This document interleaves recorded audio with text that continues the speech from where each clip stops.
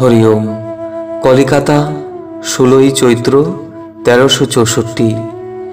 কল্যাণী এসু স্নেহের বাবা, তোমার পত্র পাইয়া উদ্বিগ্ন হইলাম। প্রায় 200 লোকের সমক্ষে বসিয়া সমবেত উপাসনার যথার্থ বিধি সম্বন্ধে 1 ঘণ্টা ধরিয়া তোমাদের যে উপদেশগুলি দিয়া আসিলাম, তাহা তোমাদের মধ্যে অনেকেই যে মাত্র 3টি সপ্তাহের মধ্যে ভুলিয়া যাইতে সমর্থ হইলে, ইহা আশ্চর্য ব্যাপার। যতটুকু মনোযোগ দিয়া কথা শুনিলে এমন একটা গুরুতর বিষয়ে প্রদত্ত উপদেশ ভুল হইয়া যায় না, তোমরা অধিকাংশই ততটুকু মনোযোগ দাও নাই। দেখা যাইতেছে আমি বেদান্তের পঞ্চীকরণের মতো অতি কঠিন বিষয়সমূহ তো অবতারণা করি নাই, তবু তোমাদের মনে থাকিল না কেন? এক একজনে এক এক রকম করিয়া মনে রাখিলে এইরূপ কলহ ও মতদ্বৈধ তো হইবেই। তোমরা সকলেই মনের তরলতা একটু কমাও।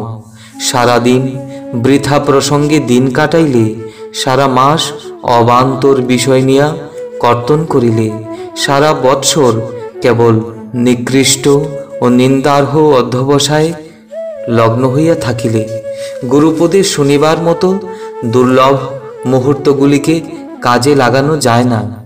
তোমরা তোমাদের মনকে নিয়া একটু সচেতন হও। অবহেলা করিয়া গুরুবাক্য শুনিলে সেই শোনায় লাভ না হইয়া ক্ষতিই হয়। একটা লোককে গুরু বলিয়াও মানিব, আবার তাহার উপদেশকালে মনকে গাছে মাছে চলিতে দিব? উহা কি প্রকার শিষ্যতা?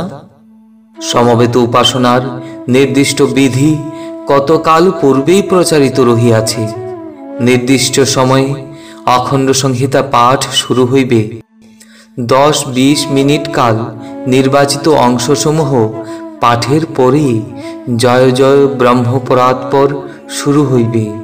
তমেব ধাতা শেষ হইবার পরে হরি ওম কীর্তন হইবে। স্ট্যান্ডার্ড সুরের যে কয়টি বৈচিত্র্য আছে, তাহা 1 বার বা 2 বার করিয়া হইয়া যাইবার পরেই অঞ্জলি হইবে। অঞ্জলির পরে শান্তি বাচন হইবে। সকল স্থানেই সমবেত উপাসনা এইভাবে হইয়া থাকে। পুপুনকি, বারাণসী, কলিকাতা, তিনসুকিয়া, ডিব্রুগড়, দেরাদুন, ঢাকা প্রভৃতি সকল স্থানেই আমি এইভাবেই সমবেত উপাসনা করিয়াছি। ইহার ব্যতিক্রম করিয়া তোমরা এক এক স্থানে এক এক রকম করিয়া সমবেত উপাসনা করিবে কেন? জনে জনে রীতি প্রবর্তক হইয়া এক এক স্থানে যদি এক একটা নূতন নূতন প্রথার সৃষ্টি করো, তাহা হইলে 2 দিন পরে সমবেত উপাসনা তাহার মূল লক্ষ্য হারাইয়া ফেলিবে। যাহা মূল লক্ষ্যকে হারাইয়া চলে, তাহা অসার্থক হয়, ব্যর্থ হয়, নিষ্ফল হয়। যেই সমবেত উপাসনাকে প্রায় 40 বৎসরাধিক কাল ধরিয়া সেবা করিয়া বর্তমান সর্বলোকপূজ্য অবস্থায় আনয়ন করিয়াছি, তোমরা প্রত্যেক স্থানে নিজ নিজ গোঁড়ামি ও জেদ সংযুক্ত করিয়া তাহাকে কক্ষ ভ্রষ্ট করিও না। মনে রাখিতে হইবে, অখণ্ড সংহিতা পাঠ আরম্ভ হইলেই সমবেত উপাসনা শুরু হইয়া গেল। সমবেত উপাসনার নির্ধারিত সময়টিতে অখণ্ড সংহিতা পাঠ আরম্ভ হইবে। ইহার পূর্বে হরি ওম কীর্তনাদি হইবে না, অন্য কোনো গান বা বাজনাও হইবে না। সমবেত উপাসনার মধ্যেই হরি ওম কীর্তনের নির্ধারিত স্থান ও সময় রহিয়া গিয়াছে। নির্দিষ্ট ক্রম অনুসরণ করিয়া সেই সময়েই হরি ওম কীর্তন করিবে এবং সেই কীর্তনকে অনির্দিষ্টভাবে সুদীর্ঘ করিয়া সমবেত উপাসনা কাল দীর্ঘ করিয়া দিও না। অমনি সমবেত উপাসনা করিতে 45 মিনিট হইতে ধরিয়া 1.5 ঘণ্টা পর্যন্ত সময় লাগিয়া যায়। যে লোকগুলি দূর হইতে সমবেত উপাসনায় যোগদান করিবার জন্য আসে, সময়ের দৈর্ঘ্য অযথা বাড়াইয়া তাহাদের সহিষ্ণুতার উপরে বৃথা চাপ সৃষ্টি করা অন্যায়। তোমাদের ওখানে সমবেত উপাসনায় যোগ দিতে আসিয়া অনেকেই দেখিতে পায় যে নির্ধারিত সময়ে অখণ্ড সংহিতা পাঠ শুরু না হইয়া উদ্দণ্ড হরিওম কীর্তন বা আমার রচিত ধর্মসঙ্গীত চলিতেছে। এইভাবে 2 ঘণ্টা কাল পিছাইয়া গেল আসল সমবেত উপাসনাটি। উপাসনার মধ্যভাগে অঞ্জলির পুষ্প বিতরণ করিয়া শুরু হয় আর একটা অবাঞ্ছনীয় হট্টগোল। ইহা থামাইতে 15 মিনিট সময় চলিয়া যায়। অঞ্জলি ও শান্তিবাচনের পরে আবার প্রসাদ বিতরণ নিয়া শুরু হয় একটা ধস্তাধস্তির ব্যাপার। বৎসর 1.5 আগে প্রসাদ বিতরণের ব্যাপার নিয়া তোমাদেরই শহরে রাস্তায় ঘুষাঘুষি পর্যন্ত হইয়া গিয়াছে। এই পরিপ্রেক্ষিতে তোমাদের পক্ষে আমার নির্দেশ পালনে অধিকতর দৃঢ় সংকল্প হওয়া উচিত। যেদিন তোমরা কীর্তন করিতে চাহ সেদিন কীর্তনই করিবে। কীর্তনের পরে অঞ্জলি দিয়া প্রসাদ বিতরণ হইবে। কীর্তনকে সমবেত উপাসনা নাম দিতে যাইও না। যেদিন সমবেত উপাসনা হইবে সেই দিন ঠিক নির্ধারিত সময়েই অখণ্ড সংহিতা পাঠ শুরু করিবে। ইহার আগে কীর্তন বা সঙ্গীত আমদানি করিবে না। সমবেত উপাসনা হইয়া যাইবার পরে সকলে মনের দিব্য ভাবটি নিয়া গৃহে ফিরিবেন, ইহাই চাহি। কীর্তনের জন্য নির্ধারিত দিনে কীর্তনের সহিত অখণ্ড তত্ত্বমূলক সঙ্গীত চলিতে পারে, ইহাতে বাধা নাই। কিন্তু সমবেত উপাসনার সহিত সঙ্গীতকে আনিয়া মিশাইও না। এই সকল প্রয়োজনীয় কথা তোমাদের উপাসনা প্রণালীতে সংক্ষেপত মুদ্রিত আছে। বহু স্থানে বহুবার ইহার বিস্তারিত ব্যাখ্যা সম্মুখে বলিয়াছি। বহু পত্র লিখিয়াও এই বিষয়ে তোমাদের ধারণাকে স্বচ্ছ রাখিবার চেষ্টা করিয়াছি। কিন্তু তোমাদের প্রেমের অভাব আমার এই অমানুষিক শ্রমকে অর্থহীন করিয়া দিতেছে। কথাই যদি না শুনিলে তবে বারংবার একই কথা তোমাদের কাছে কহিয়া লাভ কি বাবা? মক্কা মদিনায় যেভাবে নমাজ হয় পৃথিবীর সকল দেশের মুসলমান সেইভাবেই নমাজ পড়ে, নূতনত্ব করে না। বারাণসীতে তোমাদের কেন্দ্রীয় আশ্রমে আমার পরিচালনে যেভাবে সমবেত উপাসনা হয় তোমাদেরও সর্বত্র সেইভাবেই সমবেত উপাসনা করিতে হইবে। এই ব্যাপারে নিজ ইচ্ছামতো প্রথা সৃষ্টি করিতে আমি তোমাদের দিব না। তোমাদের ওখানকার ছেলেমেয়েরা নিজেদের উদাসীনতা বশত বাহিরের কোনো উল্লেখযোগ্য বিরাট সমবেত উপাসনায় যোগ দেয় নাই। ডিব্রুগড়ের বিশাল উপাসনায় তোমাদের ওখান হইতে সকলে চাঁদা তুলিয়া একজন যোগ্য প্রতিনিধি পাঠাইবে, এই প্রত্যাশা আমি করিয়াছিলাম, নির্দেশও জানাইয়াছিলাম।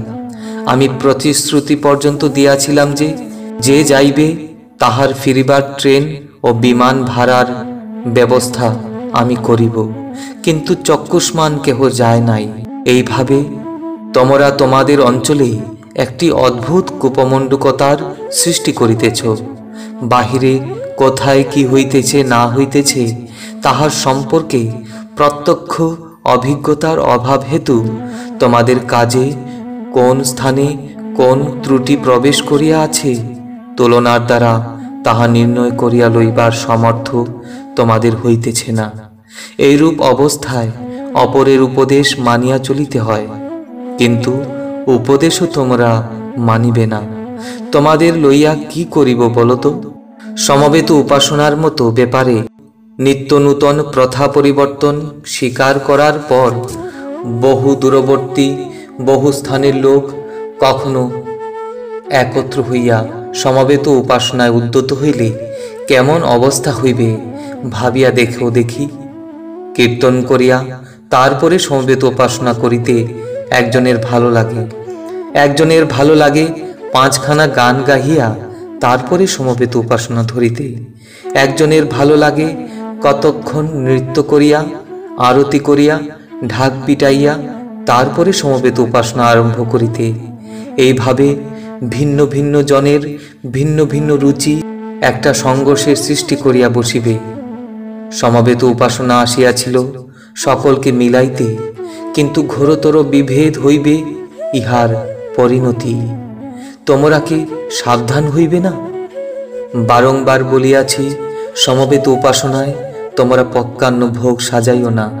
বারংবার বলিয়াছি, উপাসনাকালে শিশুর ক্রন্দন চলিবে না। বারংবার বলিয়াছি, সমবেত উপাসনায় উচ্চ নীচ ভেদ থাকিবে না। বারংবার বলিয়াছি, সমবেত উপাসনার নির্দিষ্ট সময়টুকুকে সকল ভেদ বিসম্বাদের ঊর্ধ্বে রাখিতে হইবে। বারংবার বলিয়াছি, সমবেত উপাসনার পরে যাহাতে শান্ত মনে স্নিগ্ধ প্রাণে গৃহে ফিরিতে পারো, তাহার জন্য প্রসাদ বিতরণকালে যথাসাধ্য নীরব থাকিবার চেষ্টা করিবে এবং বলপূর্বক শৃঙ্খলা রক্ষা করিবে। বারংবার বলিয়াছি, নূতন নূতন স্তোত্র মন্ত্র সুরের আমদানি করা চলিবে না। বারংবার বলিয়াছি, সমবেত উপাসনা লইয়া তোমরা প্রাণান্তেও দলাদলি করিও না। বারংবার বলিয়াছি, সমবেত উপাসনায় আসিবার কালে প্রত্যেকেই হাতে করিয়া অল্প পারো বেশি পারো পূজার সামগ্রী অবশ্য আনিবে, কেহ একেবারে খালি হাতে আসিবে না। বারংবার বলিয়াছি, সমবেত উপাসনার প্রসাদ লইবার কালে সকলে মন্দিরের বাহিরে সারিবদ্ধভাবে বসিয়া যাইবে এবং হস্ত প্রক্ষালনের পরে নিঃশব্দে ভক্তিভরে প্রসাদ লইবে। কেহ আমার কথায় কর্ণপাত করিয়াছ কি? একজন মানসিক করিয়াছেন জোর পাঠা বলি দিয়া সমবেত উপাসনা করিবেন। একজন স্বপ্নে দেখিয়াছেন সমবেত উপাসনার ভোগ নৈবেদ্য রূপে পলান্ন ও ইলিশ মাছ ভাজা সাজানো হইয়াছে। একজন জপ করিতে বসিয়া দৈববাণী শুনিলেন সমবেত উপাসনার আসনে এক কলকি গাঁজা নিবেদন করিতে হইবে। সাধুসঙ্গ করিতে গিয়া একজন কোন মহাত্মার মুখে আদেশ পাইয়াছেন 108টি দম্পতিকে পাশাপাশি বসাইয়া সমবেত উপাসনা করিতে হইবে। ব্যাস, আর যাও কোথায়? কেহ মানসিক শোধের দায়ে, কেহ স্বপ্নের সত্যতা বিধানের জন্য, কেহ দৈববাণী সফল করিবার প্রয়োজনে, কেহ সাধু বাক্যের মর্যাদা রাখিবার জন্য কোমর কাছিয়া লাগিয়া গেল। কিন্তু জিজ্ঞাসা এই যে, সমবেত উপাসনার আদি উদ্দেশ্য কোথায় রহিল?